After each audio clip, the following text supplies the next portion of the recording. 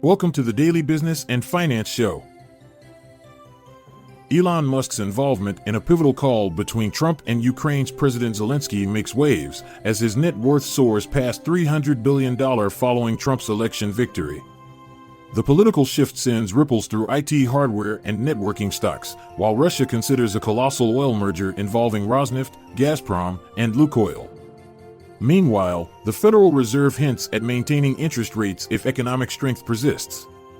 As Citi forecasts potential pressure on oil prices under Trump's second term, Bitcoin reaches an unprecedented $80,000 fueled by optimism surrounding the election outcome.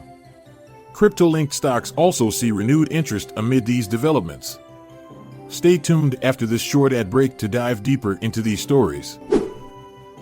Elon Musk participated in a call with U.S. President Donald Trump and Ukraine's leader Volodymyr Zelensky to discuss support for Ukraine. Musk's involvement underscores his influence, as his net worth exceeded $300 billion due to Tesla stock gains. Trump pledged to swiftly end the Russia-Ukraine war if elected. Elon Musk's net worth has exceeded $300 billion due to Tesla shares rising, achieving a $1 trillion market cap. Analysts think Trump's relaxed environmental policies will help Tesla. Musk, a significant Trump supporter, is now focusing on self-driving technology and might head a government efficiency commission under Trump's administration. When Donald Trump begins his second term in 2025, IT hardware and networking firms may experience mixed impacts.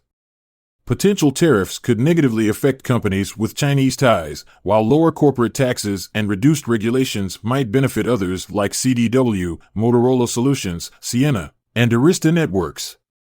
Supply chain diversification could help mitigate some risks for Apple, Dell Technologies, Hewlett-Packard Enterprise, and HP Incorporation. Whereas companies like Akamai Technologies and IBM are less exposed to China-related revenue issues. A friendlier regulatory environment may encourage mergers for Amphenol Corporation, Cisco Systems, and IBM. The Russian government is exploring a plan for Rosneft to acquire Gazprom Neft and Lukoil, which could form the world's second-largest oil company after Saudi Aramco. This merger faces hurdles like opposition from executives and funding problems. All involved companies are under U.S. sanctions due to Russia's actions in Ukraine. Minneapolis Federal Reserve President Neil Kashkari suggests fewer interest rate cuts if the U.S. economy stays strong, due to increased productivity. Recent rises in Treasury yields might indicate growth expectations. The Fed's recent 25 basis point cut aligns with economic resilience, overshadowed by Trump's election victory boosting markets like the S&P 500. Crude oil futures dropped because of worries about Chinese demand and the limited effect of Hurricane Rafael in the Gulf of Mexico. China's $1.4 trillion debt package let down investors who wanted more stimulus.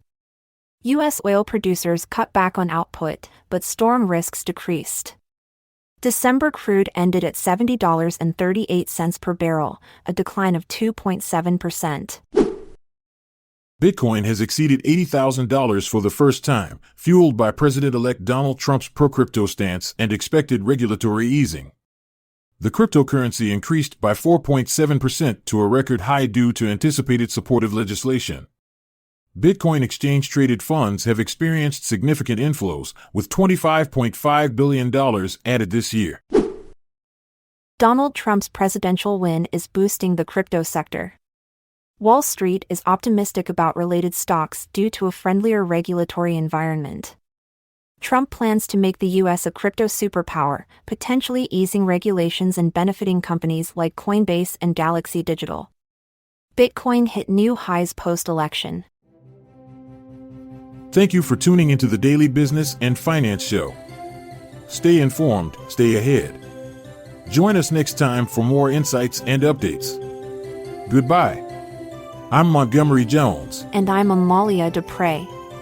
Until we meet again tomorrow, have a great rest of your day or night. This content is sourced from the Seeking Alpha website, so support our podcast by becoming a Seeking Alpha Premium subscriber. See the show notes page for links to sign up. This episode is produced by Classic Studios.